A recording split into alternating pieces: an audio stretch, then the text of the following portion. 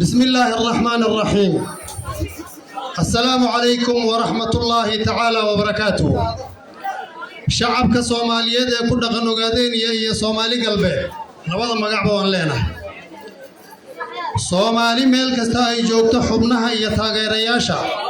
يودنيين تيين تجعل حرية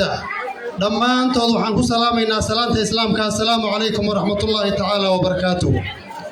ما أنت وحان حسينا سند قوردي أفرتني يلباد أساس كجبهة ودني حريته وقادين يجوحوا يا أول ومالين حصوص قيمين يدوب عسبونيسين بلنقاد انت بمضوية ومالين أينكم maamuusayno halyeeyadii naftooda inoo soo huray maalkooda iyo aqoontooda iyo waqtigooda inoo soo huray aan ku maamuusayno oo ku xusuusanayna weeyaan halganka shacabka Ogaadeniya kuma koobna oo kaliya ta 42 sano kuma koobna ee waa halgan qori isu dhiiba oo jilba jiiblu soo dhiibahayay saadaradeed waxaan rabnaa in aad ogaataan inuu halganku ka soo bilowday muddo aad iyo aad u dheer oo qarniyo ah sanadkii 1984 jawxo waxay bilowday marxalad cusub oo halgankaas isaga lagu cusboonaysiinayo waxa horseed u ahaa dhalinyaro Soomaaliyeed oo ka gilgishay xaaladii lagu jiray xilliga iyada doonayayna halgankaas abaabulan ee joogtada ah ee leh hoggaan iyo maamul suuban leh sidaas awgeed jawxo waligeed waxay xoogeeda ka heshay shacabka Soomaaliyeed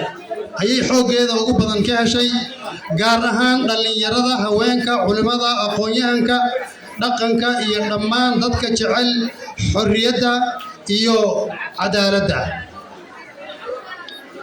waxaan maanta si gaar ah u xusaynaa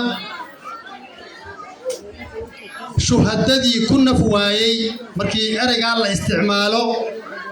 waa erey aad iyo aad u dheer weeye qofka bani aadamka ah waxa uu horo waxa uu ugu jecel yahay waa naftiisa weeyaan mar hadduu ku horo naftiisa abaalgud kala male oo ma hayno inaan u ducayno sidii uu ku shahiidayna wadadii aan hayno mooyeen waxaan maanta si gaar ah u xusaynaa shuhadadii ku naf waayay halganka dadkii ku naafoobay iyo dadkii ku barakacay iyo dadkii maxaan ku yiraahdaayay naf iyo maalba u soo huray halgamayaal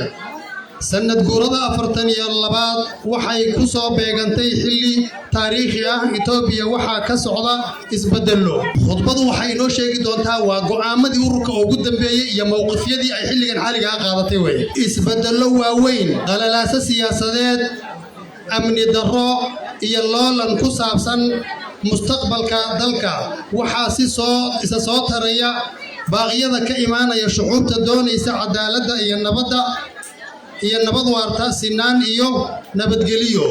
baaqyadaas ka soo baxaya ayaa isa soo taraya Itoobiya magac ahaan waa dal weyn weeye waa dal laakiin waxa hawshaas iyada ka hor yimid oo dalnimadeedii iyo nidaamkeedii iyo wixii oo dhanba waxeeyay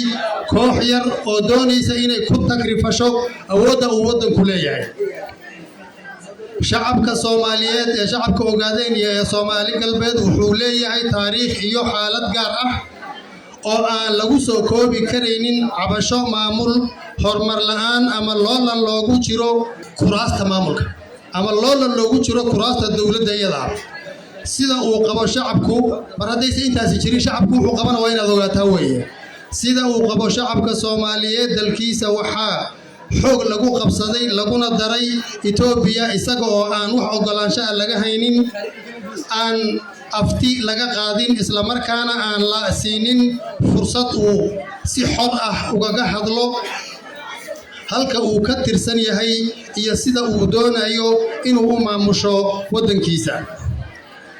xaqiiqadan taariikhiga ah ayaa saldhig u ah marka موقفك جوحو وحاصل لكو حقيقة سيادة وانا حدنتا لغو فهمي كارو أبابلك يقابك وشغيسة جمهد ودنك حرية أوغادينيا جمهد ودنك حرية أوغادينيا مردن بما أقبالي كارتو إنديغا لبنياشا يدلل كددكينا إن أي عيد كالي ترنشرو أي أوغاديغاتو oo ay kursi ku fuusho lama aqbali karo heshiiskii ay Jowxo iyo dawladda Itoobiya wada gaadheen wuxuu abuuray rajo ah in khilaafka siyaasadeed lagu xalliyo ama lagu xallin karo wada hadal Jowxo waxay nabad u dooratay in ay tahay dariiqa kaliya ee lagu gaari karo laguna badbaadin karo shacabka Soomaaliyeed